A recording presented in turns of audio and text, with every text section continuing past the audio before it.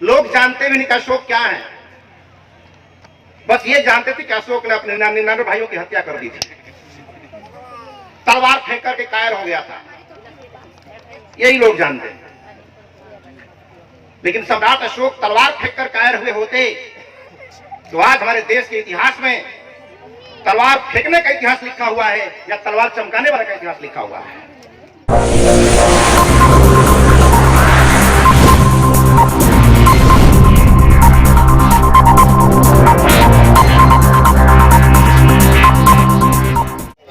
समाचार हो गए हैं, 45 मिनट तक और कार्यक्रम चलेगा। इसके बाद हम दीप प्रज्वलन के कार्यक्रम में शामिल होंगे। आइए, हमारे पास 45 मिनट है और इस हम 45 मिनट का सदुपयोग करें।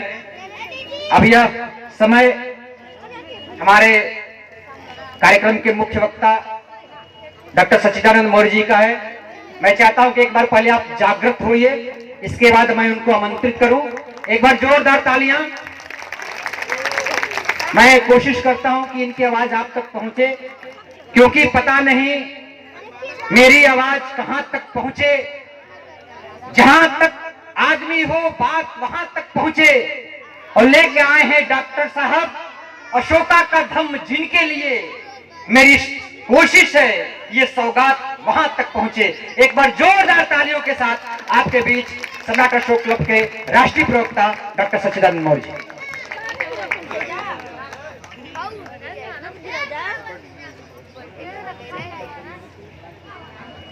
बहुत बहुत धन्यवाद। आज का जो क्षण है बड़ा ही ऐतिहासिक क्षण है। आज का बड़ा ही ऐतिहासिक क्षण है और सम्राट अशोक क्लब के लिए तो खास दिन है आज। और हम लोग इस खास दिन को हम सभी लोग मिलके एक खास तरीके से इतिहास लिखने की कोशिश कर रहे हैं। और ये खास दिन हम सबके जीवन में नहीं आता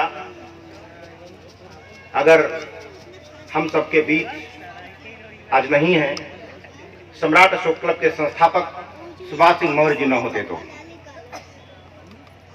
आज मैं इस खास दिन पर बड़ी श्रद्धा से, हृदय से नमन करता हूं,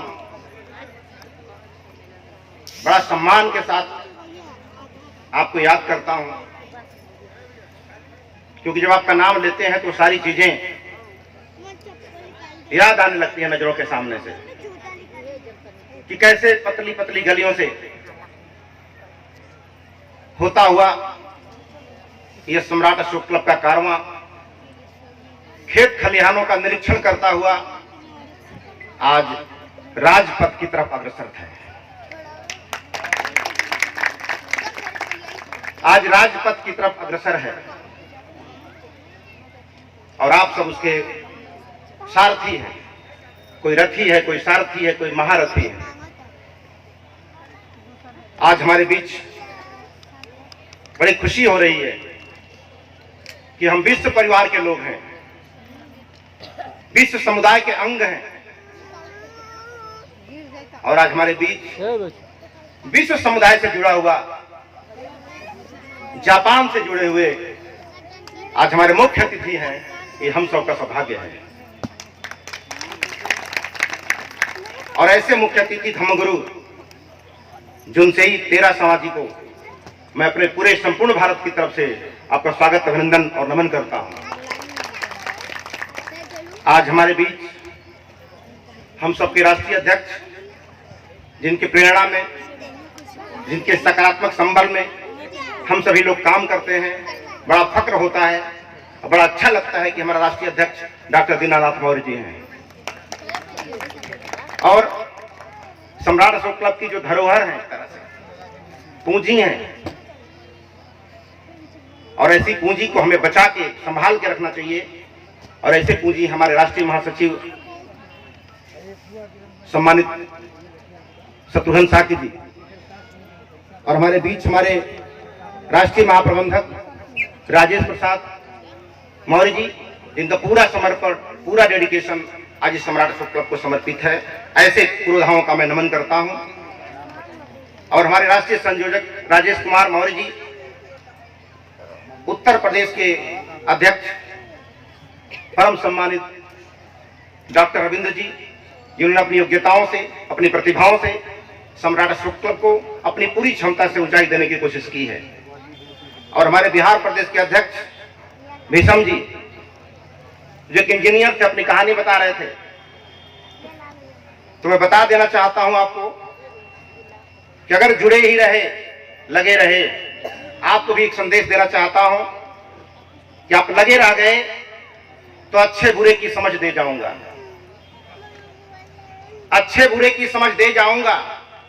क्या गलत है, क्या सही है, इसे समझने की नजर दे जाऊंगा और हर चेहरे की पढ़ने की नजर दे जाऊंगा, हर चेहरे को पढ़ने की नजर दे जाऊंगा। मैं इस जमाने का वो पत्थर तराश हूं, मैं इस जमाने का वो पत्थर तराश हूं कि हर गूंगे पत्थर को बोलने की हुनर दे जाऊंगा। आज सम्राट अशोक क्लब के तमाम छत्तीसगढ़ के हमारे बीच बैठे हुए जीवनदीप जी, हमारे उत्तर प्रदेश के संयोजक जवाहर जी और तमाम हमारे प्रदेश के, चूंकि 25 साल का शानदार सफर है। शानदार कहना बड़ा आसान होता है, लेकिन शानदार सफर को शानदार सफर बनाने में कितने कार्यकर्ताओं ने अपनी कुर्बानी दी है, यह मैं महसूस करता हूं। एक ऐसा वृक्ष है जिसमें बहुत सारे पत्ते आए, बहुत सारे फूल आए, कुछ ऐसे फूल, कुछ ऐसे पत्ते भी आए जो आंधी तूफान के थपेड़ों को सह नहीं पाए और टूट के बिखर गए।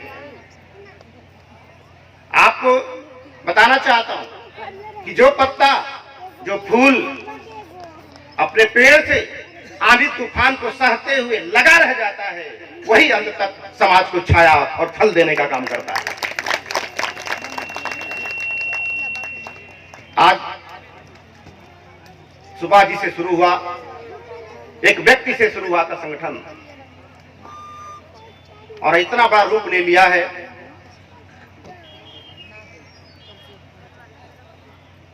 और धीरे धीरे हम लोग इसको आगे बढ़ाने की कोशिश कर रहे हैं। ये बड़ा लंबा सफर है। ऐसे सफर में सम्राट अशोक क्लब की तरह तरह उपलब्धियां थी। लोग जानते भी नहीं कि अशोक क्या है, बस ये जानते थे कि अशोक ने अपने 99 भाइयों की हत्या कर दी थी, तलवार फेंक करके कायर हो गया था, यही लोग जानते। लेकिन सम्राट अशोक तलवार फेंक कर कायर हुए होते तो आज हमारे देश के इतिहास में तलवार फेंकने का इतिहास लिखा हुआ है या तलवार चमकाने वाला का इतिहास लिखा हुआ है। तलवारें टकराती रही। बहुत सारे लोग कहते हैं कि सम्राट अशोक ने कलिंग में लाखों लोगों के कत्लेआम कर दिए थे, खून बहाए थे। हमारे डॉक्टर रविंद्र जी दोहरा रहे थे कि मैं वादा करता हूं और मैं तो उस कलिंग में मरे हुए लोगों को मैं शहीद कहता हूं। जो लाखों लोग मरे वो मारे नहीं गए, वो शहीद हो गए। किस बात के लिए शहीद हो गए? क्योंकि शायद लाखों लोग न मरे होते तो शायद हमको चंडाशोक तो मिलता, लेकिन धम्माशोक न मिला होता। तो चंडाशोक से धम्माशोक पैदा करने के लाखों लोग शहीद हुए। नहीं तो जैसे बड़े बड़े राजा अपने साम्राज्य को बढ़ाया, अपनी सीमाओं को बढ़ाया और बढ़ाकर दुनिया से चले गए, लेकिन सम्राट अशोक एक दुनिया में ऐसे राजा थे जो साम्राज्य तो बढ़ाया ही, और ये बात समझ में आ गई उनको कि कौन कौन कितना बड़ा राजा है, उसका कितना बड़ा साम्राज्य है। उसकी महानता इसमें नहीं है, उसकी महानता इसमें है कि हमारे साम्राज्य में रहने वाली जनता कितनी खुशी है, कितना खुशहाल है, कितना सुखी है। यह महत्व रखता है किसी राजा के लिए। तो दुनिया में पहले अशोक ऐसे राजा हुए, इन्होंने एक एक जीव जंतु तक को अपना परिवार का सदस्य माना, एक एक व्यक्ति को अपना सदस्य माना, चाहे उनके राज्य में आता हो, चाहे उनके राज्य से बाहर हो। समस्त प्रजा हमारी संतान है। शायद अगर ऐसा व्यवहार इस भारत में पूरे दुनिया को न दिया होता तो शायद हमारे बीच हमारे धर्मगुरु जो उनसे 13 सभा हमारे बीच न होते आज। ये उसी मैसेज का बीज है जो आज फल के यहाँ पे आया हुआ है। इसीलिए सम्राट अशोक का जो शासन है, क्योंकि शासन दो तरह का होता है, एक शासन होता है दैहिक शासन, एक होता है वैचारिक शासन। दैहिक शासन उसे कहते हैं कि जब तक व्यक्ति अपने देह से शासन कर रहा है, अर्थात जब तक जिंदा है, अपने शरीर से शासन कर रहा है, उसे दैहिक शासन कहा जाता है। लेकिन जब व्यक्ति दुनिया में नहीं रहता तो जब तक उसके विचारों का प्रवाह चलता रहता है समाज में, तब तक उसका वैचारिक शासन माना जाता है। आज भारतवर्ष में आज भले सम्राट अशोक नहीं है, उनका देह नहीं है, उनका शरीर नहीं है, लेकिन राष्ट्रीय ध्वज में चक्र और राज मुद्रा में अशोक स्तंभ ये सिद्ध करता है कि उनका वैचारिक शासन आज भी चल रहा है। बस उसको समझने की जरूरत है, क्योंकि फार्मूला कितना भी बड़ा हो, कितना भी महान हो, जब तक उसमें मान नहीं रखा जाएगा तब तक उत्तर उसका नहीं आएगा। तो हमने फार्मूला तो बना लिया कि अशोक के राज्य के अनुसार शासन करना है, लोक कल्याणकारी राज्य की व्यवस्था करनी है, लेकिन लोक कल्याणकारी राज्य बनाना कोई राजनीति नहीं है खाली, ये ग्रुप ऑफ सक्सेस है, ये कई सफलताओं का सामूहिक संबंध है, ये सामूहिक सफलता है, कोई एक चीज नहीं है ये। और इस बीच में 25 साल में सम्राट अशोक क्लब ने क्या किया, लोग नहीं जानते थे। लोग ये जानते थे कि गुलिया माई है, लठियां है, ये लठियां का मतलब लाठी, लाठी मतलब लकड़ी, लेकिन लठियां 25 साल में क्या बन गया, लटिया, ट बन गया ट, और ट मन होता है पत्थर, और पत्थर मन लाठ।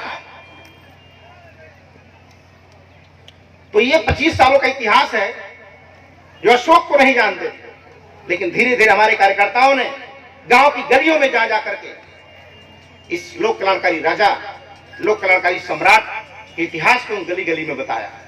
और इसी बताने के दौर में प्रभावित होते होते आज हमारे बीच मैं दयानंद जी को और मनोज जी को याद करना चाहता हूं।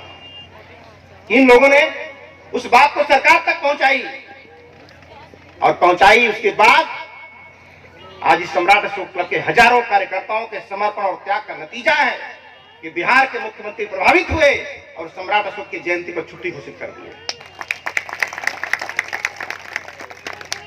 इसलिए आप लोग सिर्फ काम करते रहना है, कोई बड़ा काम आसान नहीं होता है।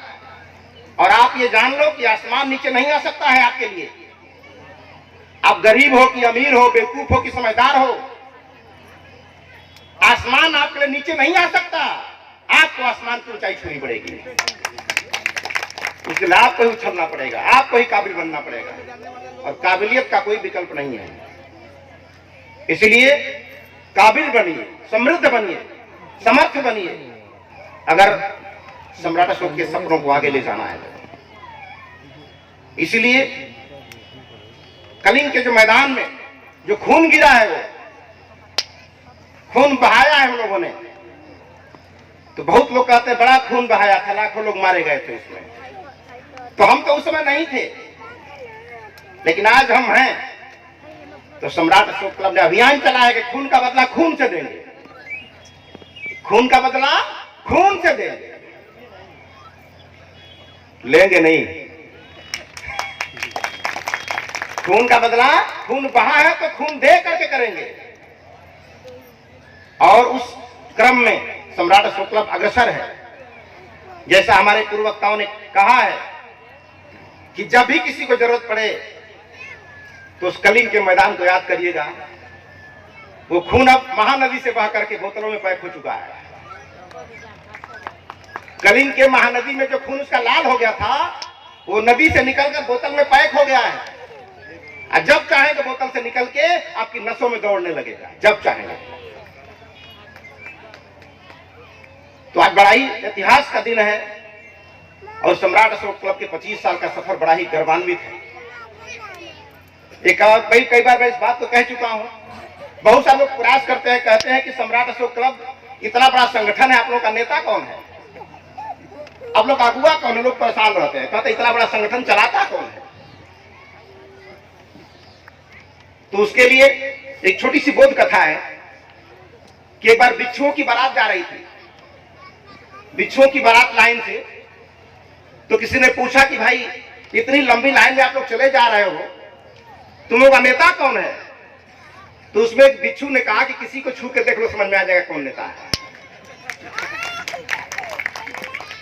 तो हम लोग चाहते हैं कि पूरा समर्थमान हर व्यक्ति रहे, इसलिए मैं बोला कि हर गूंगे पत्थर को बोलने के हुनर दे जाऊंगा, लेकिन प्रयास आपको करना होगा। और आज ये तरह तरह की छोटी छोटी बातें जो दिखाई दे रही हैं, आज भले ये छोटा सा बीज है, सुभाष जी ने शायद सोचा भी नहीं रहा होगा कि एक छोटे से गांव में जो पेड़ लगा रहा हूं आज निकल के कहां से कहां चला जाएगा। और तारा सामाजिक की उपस्थिति ये बता रही है कि सम्राट अशोक क्लब अब केवल भारत का ही नहीं रहा, दुनिया में जा चुका है। ये संकेत है। और इन्होंने बड़ी इच्छा जाहिर की थी। कितने सारे लोग आते हैं लटिया में, कैसे आते हैं, क्यों आते हैं? तो मैं गांव को घूमना चाहता हूं, इसका रहस्य क्या है? तो कई दिनों से गांव में घूम रहे हैं और कल से इनकी यात्रा चलेगी। अब वो गांव गांव घूमेंगे, जानना चाहते हैं। तो आप लोग की तैयारी में रहिएगा, पता नहीं कौन गांव में चले जाएंगे, मैं भी नहीं जानता हूं, क्योंकि उनका रहस्य उन्हीं के दिमाग में है। इसीलिए आप एक बहुत ही ऐतिहासिक ख्याति के वारिस हैं,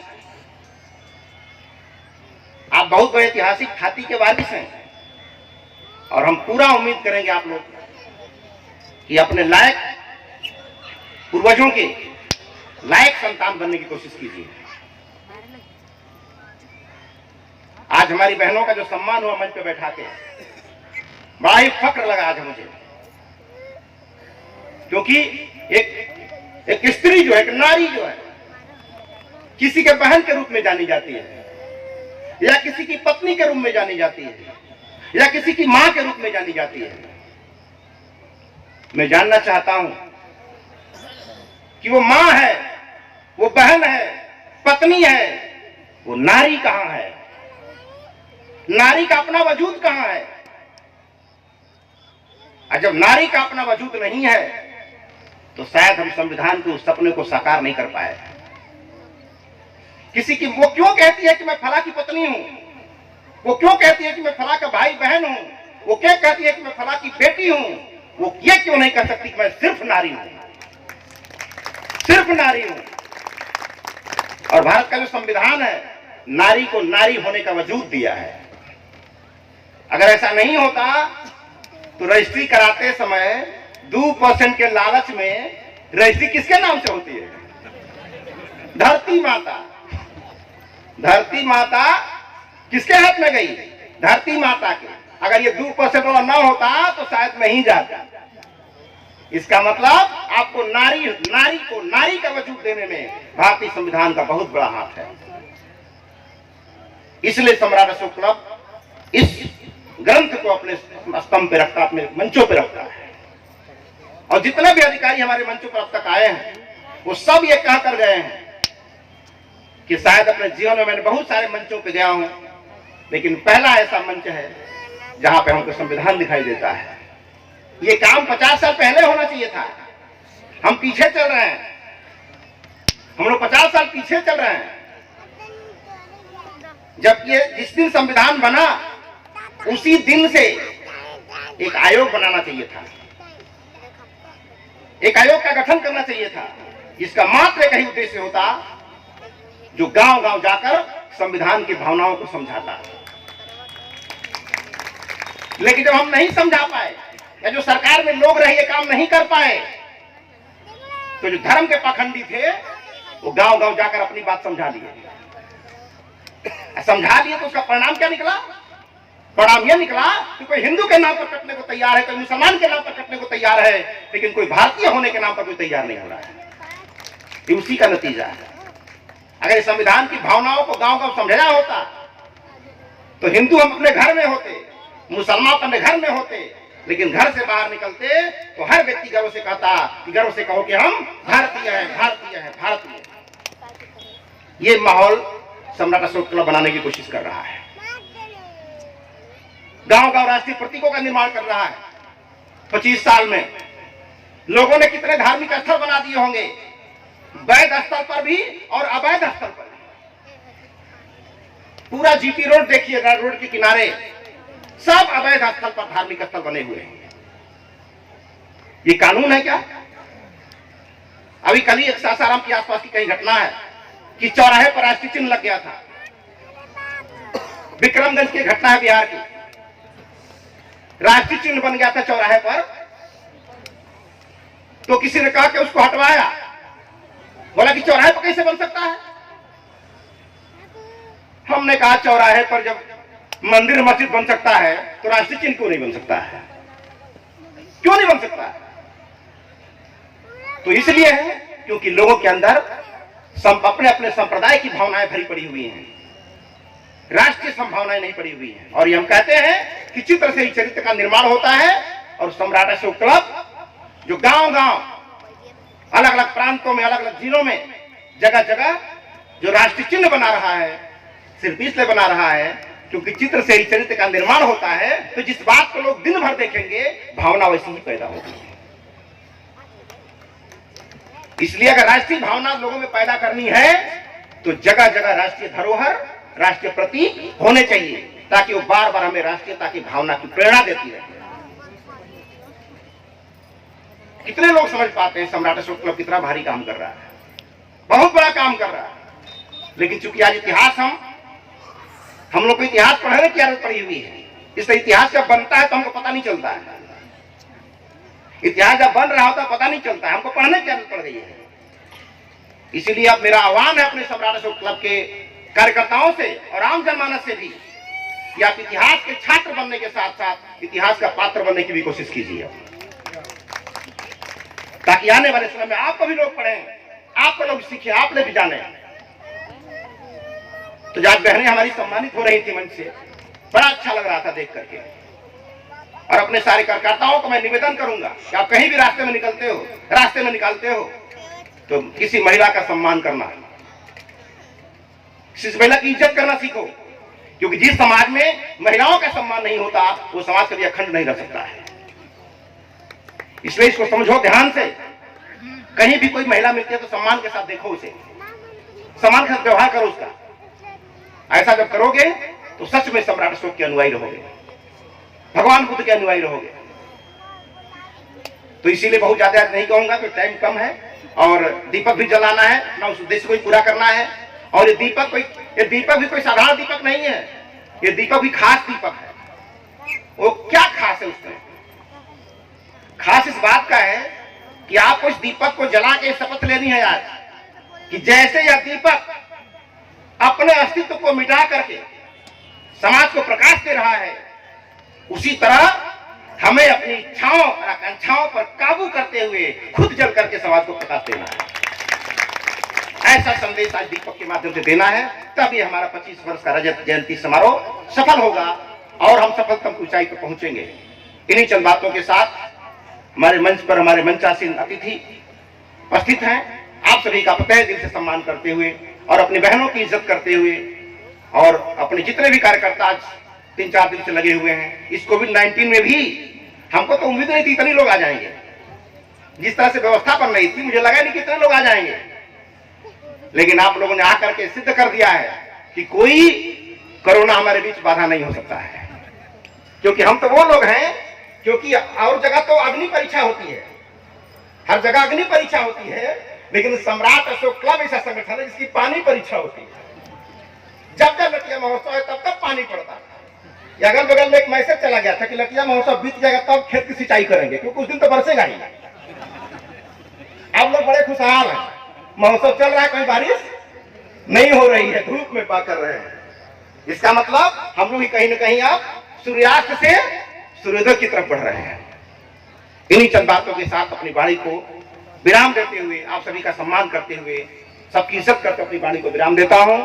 जय भारत।